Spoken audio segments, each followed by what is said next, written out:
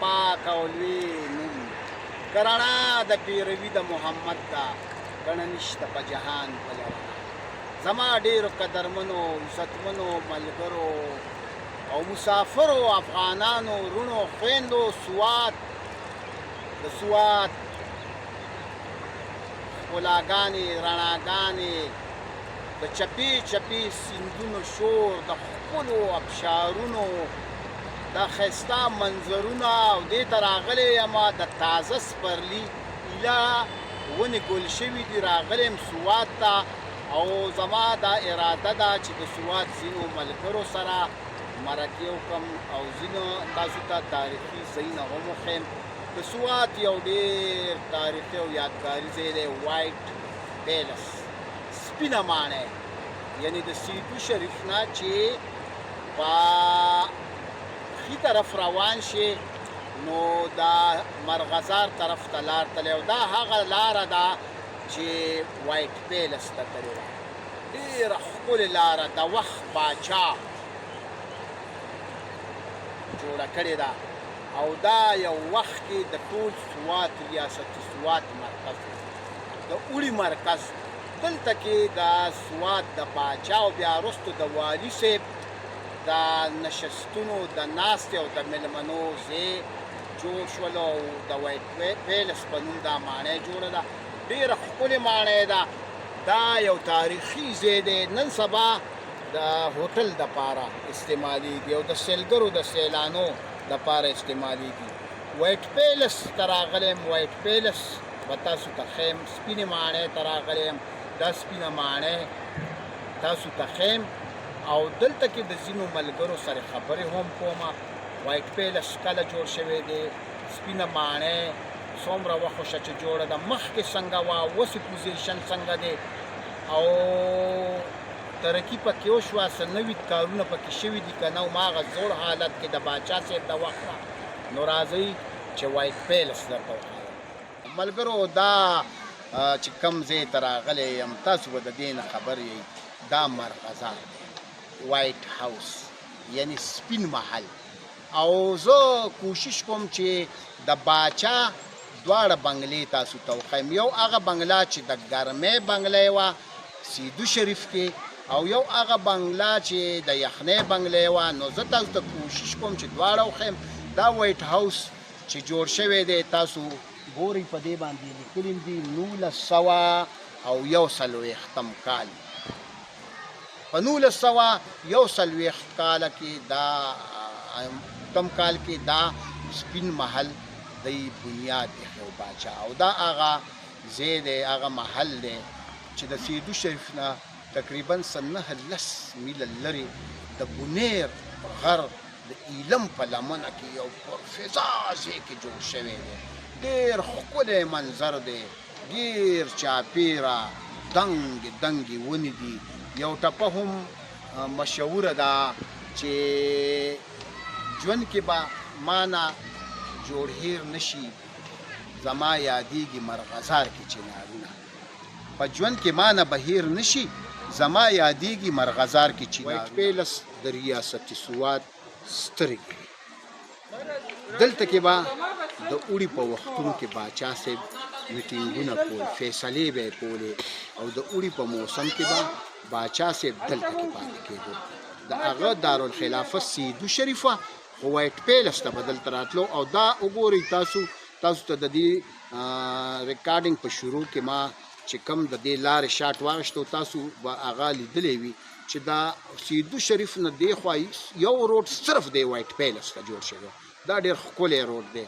او دا ګیر چاپېره په هغې باندې باغونه د نشپاتو د بټنګانو د سرو املوکانو د الوچو د خرمانو د ښایسته ښایسته او د شفتالانو باغونه باچا واقعي چې یو محل دلته جوړ کړی او په دې غرونو په دې دنګ اسمان څکو غرونو کې دا محل اوس هم شته اوس دا د سیل او سپاټې ځای دی دلته چې راننوځې نو د دې به فیس ورکړې دې کور ته دې محل ته چې راننوځې باقاعده فیس به ورکړې دا پښتو لوی زوی غفور بابا مونږه دلته راوستی یو او دا د هغه کرامات دي چې مفت را دننه کړي یو او غفور بابا را سره هم دلته ولاړ دی زه د غفور بابا د اخلاص هم مننه کومه.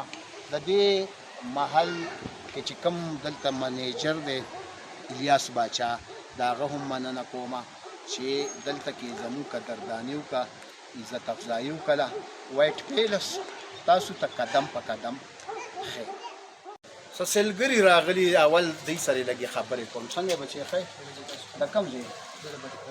ته د کوم ځای؟ دلته راغلی دا څنګه ځای دی؟ دا ډېر ښکلی ځای دی د ټوریزم لپاره، ډېر ښکلی ځای دی. پکار چې خلک دلته راشي دا ځای ډسکور کړي. ډېر ښکلی ځای دی، خوندونه پکې واخلي. نه څه سهولتونه پکې شته؟ سهولتونه پکې بالکل شته دی. ها، او د هوټلي دي، هر څه دي، هر څه سهولتونه دي. نیچن دي، چینې پکې شته، چینې پکې شته، اوبه پکې شته. اوبه پکې شته بالکل. ها، ستا دا ځای خوښ شو؟ ډېر زبردست ځای دی ها. سیر لپاره. او ډېر هوټلې پکې هم دي او چینې پکې هم دي، اوبه پکې هم دي او د سیر سفر لپاره ډېر ښکلی ځای دی. او دا یو ښکلی بازار هم ده. بازار درته زه ښیمه. دغه بازار دی. دلته څه کار کوئ چې تاسو؟ څنګه دا ځای دې ولیدلو؟ ښایسته دی. مخکې راغلی که په لومبي ځل راغلی؟ ها، دلته کار کېږي. تاسو دې کې د بجلی کار کوئ. خلکه کار پکې جاري دی. څنګه یې مشره؟ خیم جی د کوم بالکل ځای؟ د پیرپیایي من نو پیرپایه نه دلته راغلی؟ نو زه د پیرپیایي نه راغلی یم، خو د والي د مهمان خانه د دې کتو ته راغلی یم. او خوښه دې شوه؟ ډېره زیاته مې خوښه ده دې کې چې کوم څیزونه راغلي دي یا کوم څیزونه د هغه د وخت پراته دي زما لپاره حیران کون دي. ها، بالکل لکه څه دې وکتل؟ لکه دې کې ما د یا کمرې وکتې، مهمان خانه کې مې د هغه زانګوګانې زانګوګانې، هغه چې باچا به پکې ناست و، هغه تخت. هغه تخت مې ولیدو، هغه فوټوان مې زاړه وکته چې کوم خلک په دې مهمانخانې ته راتله هغه یې مې ولیدو په تفصیل په شکل کې. ها، نو ډېر زما اړه چې کوم دی نو خوشحاله م شو. هغه وخت چې کومه کارګري هغه کارګار کړې ده دارنګ محل چې جوړ کړی دی، خو واقعي کاریګران به لوی کاریګران کړي.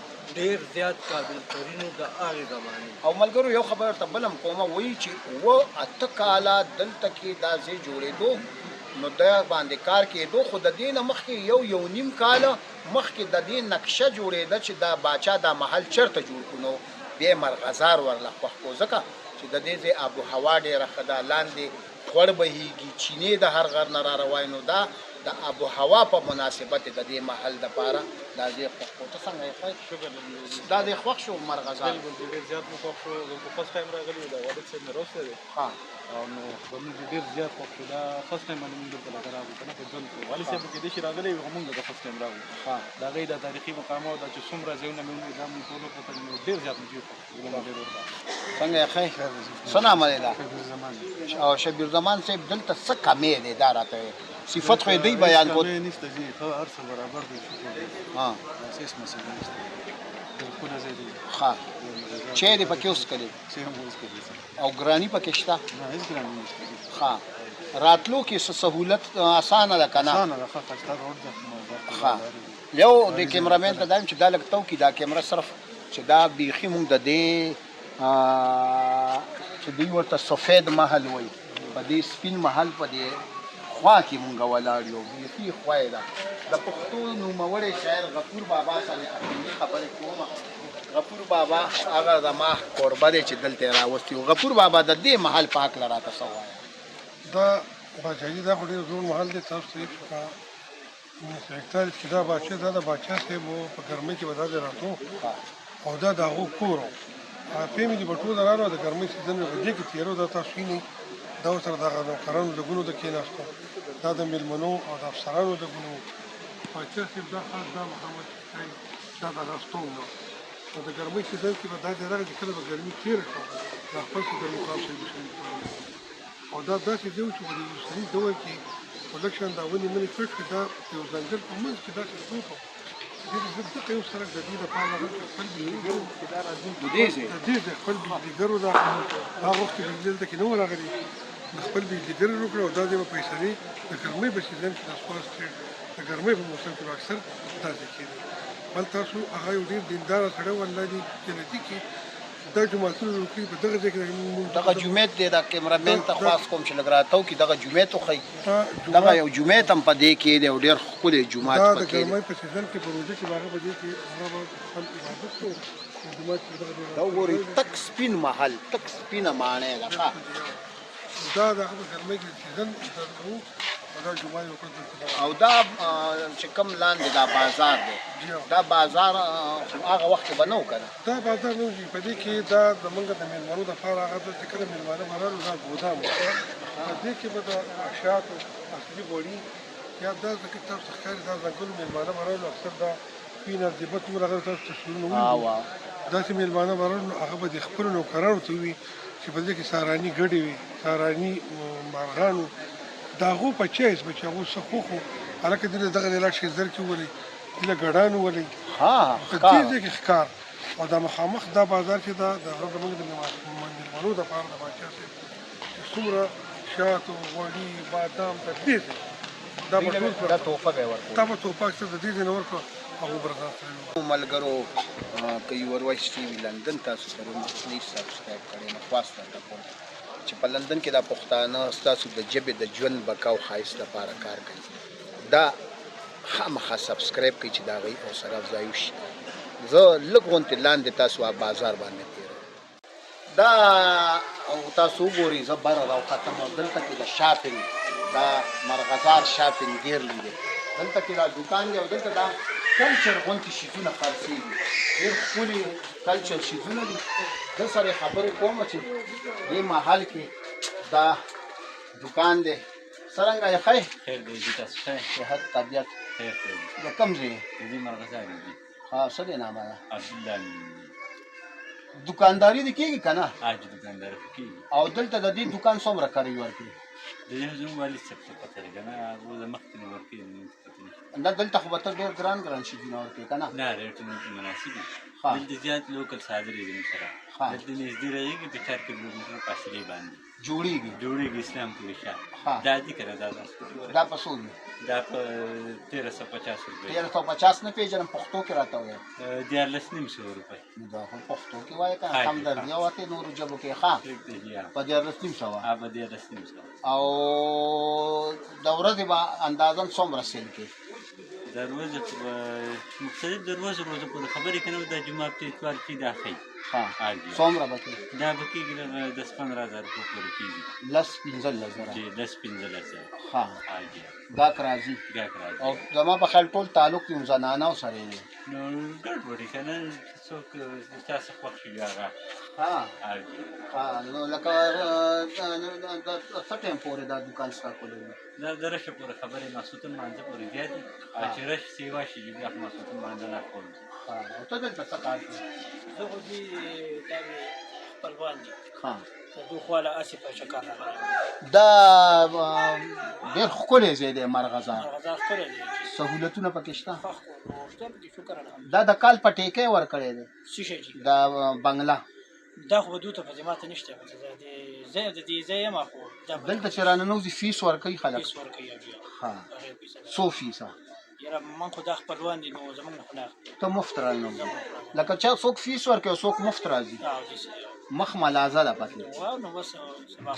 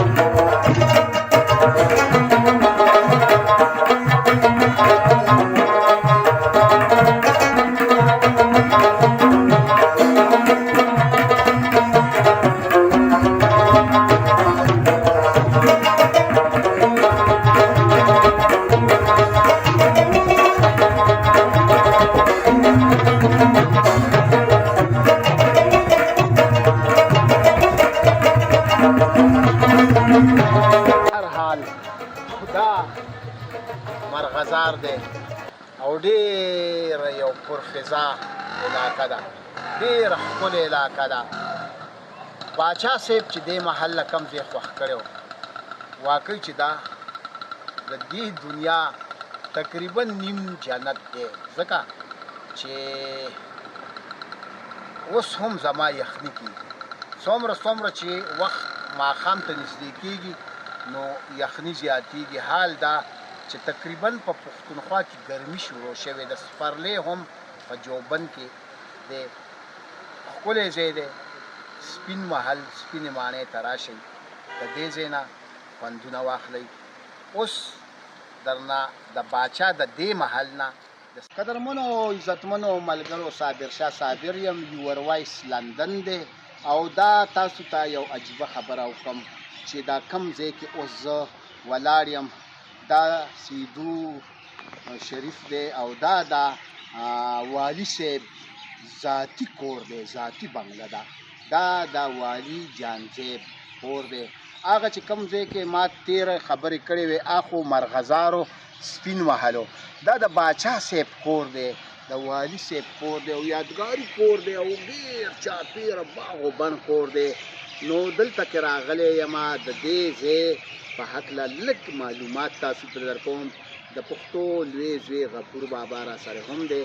د دې بنګلې چې دا اوس کم دلته کې مونږه چا را دننه کړو، دلته را دننه کېدل هم یو ډېر اسان کار نه دی. دا را دننه کېدل ډېر تعلقات غواړي، سفارشونه غواړي. څه د غفور بابا برکت دی، څه زمونږ د دې قدرمن ملګري چې د دې ځای انچارج دی د هغه برکت دی. دا اقبال حسین د دوی نامه ده او د ده د برکته مونږ دلته ښه په پروتوکول را دننه شو، خصوصا زما دا نازولی دوست غفور بابا د برکته.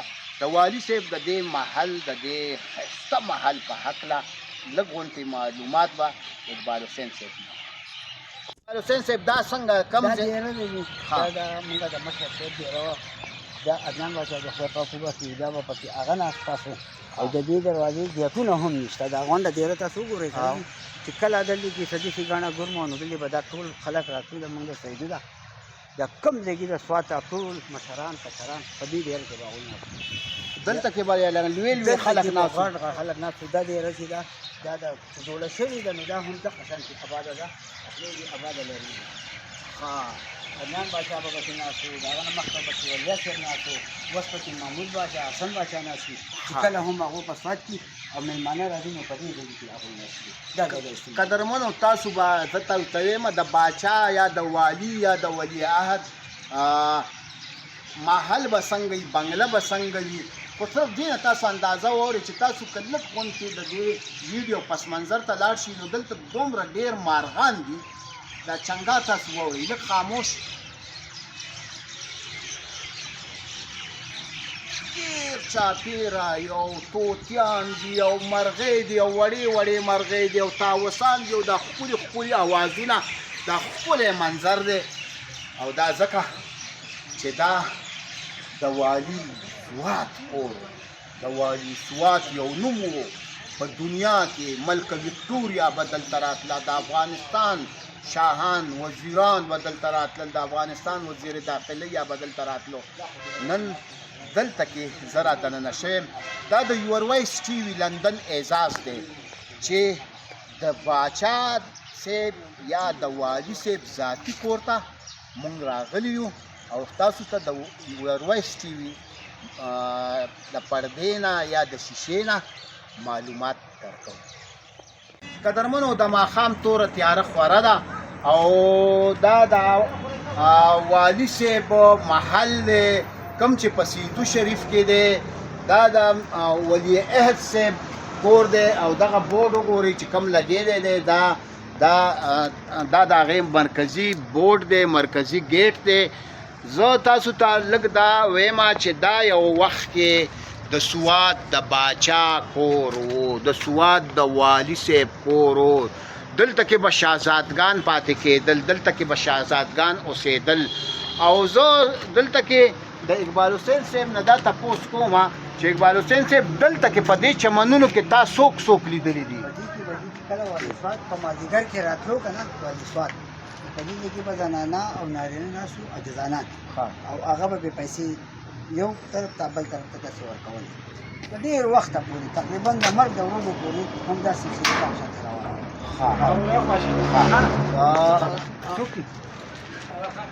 हाँ जी जी نو همدغه سلسله به د مرګه پورې تقریبا داسې روانه د والي سوات.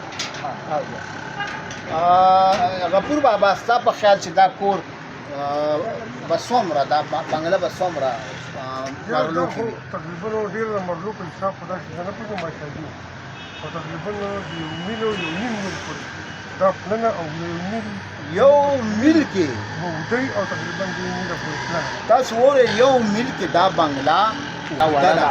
دې کې دننه باغونه دي، دې کې دننه چمنونه دي، دې کې دننه فوارې دي. بابا لږ راشه وروسته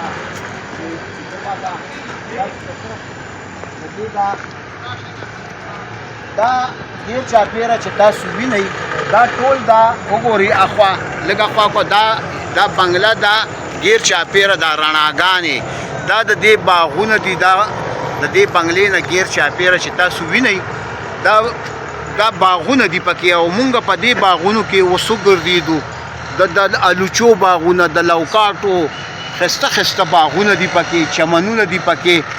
او دا یو خبره هم ده چې غفور بابا ما ته دا خبره وکړه چې باچاجي دې محل ته یا دې بنګلې ته هر څوک را دننه کېدی هم شي. بابا ستاسو بالکل دا خو واحد باچاجي تاسو ډېر برکتي سړی، ډېر لوی سړی، دې بنګلې ته واحد ته یو سړی سره دننه شي پوره دننه وکته بهر دې وکته نو دا دې ته عام سړی نشي راتلی.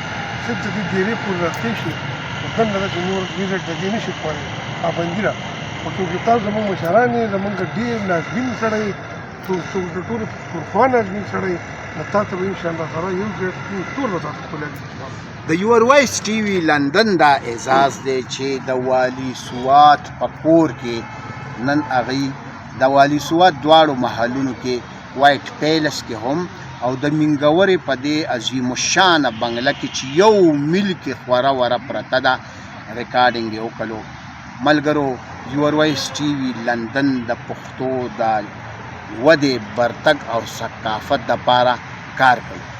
مونږ کوشش کوو چې نوې پروګرامونه تاسو ته په نوو موضوعاتو وړاندې کړو. که یور وایس ټي وي لندن تاسو نوي سبسکرایب کړئ نو دا درته خواست کوم چې په لندن کې دا پښتانه ستاسو د ژبې دپاره کار کوي.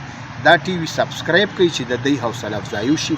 اوس خپل کوربه خپل باچاجي له د سوات د دې اسمان څکه غرونو نه د دې ښکلي محل نه د والي سوات د دې کور نه اجازت ورکوي. د لوی الله پامان.